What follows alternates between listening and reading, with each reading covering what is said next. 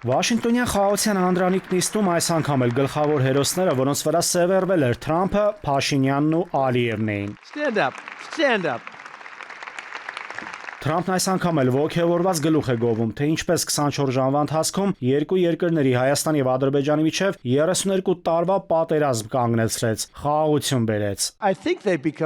Կարծում եմ նրանք կընկերանան։ Չգիտեմ, իրավունք ունեմ այդպես ասել, թե ոչ, բայց ես այդպես եմ կարծում։ Չէ՞ որ նրանք ընկերներ են, չէ՞։ Ոտքի կանգնեք։ Ինչու է Թրամփն անընդհատ ուշադրություն հրավիրում Փաշինյանի եւ Ալիևի վրա։ Ըստ փորձագետների, աշխարհում Թրամփի կանգնեցրած պատերազմների մեջ ֆունդամենտալը, սակայն ոչ ամբողջական, հայ-ադրբեջանականն էր։ Դա տեղի ունեցել Թուրքիայի հետ ուղիղ կոորդինացիայի արդյունքում, ինչի մասին Սթիվ Վիթկոֆն է ասել, ավելին իրենք Հայաստան եւ տարածաշրջան ներթափանցելով կարողանում են իրենց կարևորագույն թիրախային խնդիրներից մեկը լուծել։ Թիրախը այս պարագայում Իրանի Իսլամական Հանրապետությունն է։ Իրենք շատ լավ հասկանում են, որ ի շնորհիվ Ալիևի եւ Փաշինյանի ստացել են խաղաքարտ Իրանի դեմ բանակցություններում։ Այդ իսկ պատճառով էլ իրենք անդադար սա շեշտում են։ Ավելին, մենք նաեւ խաղաքարտ ենք դառել Ռուսաստանի հետ բանակցություններում Ամերիկայի Միացյալ Նահանգների։ Եվ ահա խոշոր երկաթե թռչունով Վաշինգտոն մեկնած Փաշինյանը տունդարձի ճանապարհին եւս մեկ գրառում է կատարել։ Վաշինգտոնից Հայաստանը վերադառնում խաղաղության ավելի մեծ վստահությամբ։ Հայաստանին կարոտած,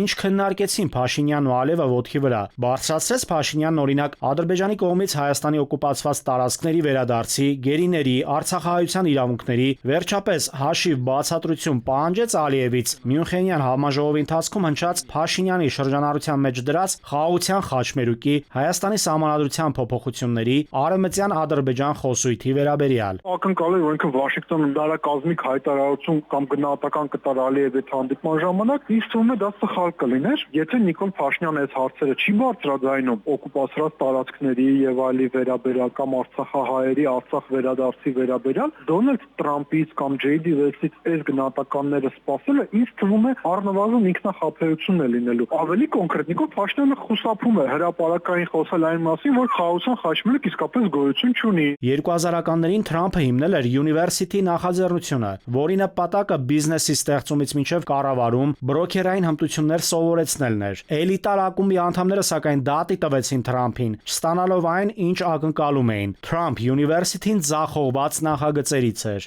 Այդ նույն մոդելով փորձում են մեկ այլ էլիտար կլուբ ստեղծել, արդեն պետություններ ներգրավելով այդ կլուբի մեջ, բայց ինչպիսին է լինելու նրա ապագան, հատկապես Դոնալդ Թրամփի իշխանության լիազորությունների ավարտից հետո այդ հարցի պատասխանը կարծում եմ նախագահ Թրամփն էլ չունի։ Եթե նույն սեղանի շուրջ նստած լինեին Դոնալդ Թրամփը, Վլադիմիր Պուտինը, Սի Ձինպինը, Հնդկաստանի ղեկավարը, Մոդին, այսինքն աշխարհի 4 կարևորագույն տերությունների ղեկավարները, մենք կտեսնենք, որ սա մի նախաձեռնություն է, որը նոր աշխարհակարգի հիմք կարա լինի, բայց երբ որ մենք տեսնենք, որ սա ավելի շատ Դոնալդ Թրամփի անվան էլիտար ակումբ է, քիչ թե շատ տառաճանաչ քաղաքացիները եւ ոչ շատ էմոցիոնալ քաղաքացիները շատ լավ հասկանում են, որ սա ավելի շատ PR նախաձեռնություն է, քան իրական գետնի վրա իրավիճակը փոխող երևույթ։ Վաշինգտոնյան խաղաղության անդրանիկ նիստի թերևս ամենազավեշտալի դրվագներից մեկն էլ մայրաքաղաքի փողոցներում ռինգ դուրս եկած Ալիևի աշխատակազմի թիկնապահների մենամարտներ ադրբեջանցի ակտիվիստների հետ։ Ալիևի թիկունքը պահողները ոտքերով ու բռունցքներով ուղղակի գետնին են տապալում, բարձրախոսներով իրենց դժգոհությունը ընդդեմ Ալիևի ու Ադրբեջանի կառավարությանը բարձրաձայնողներին։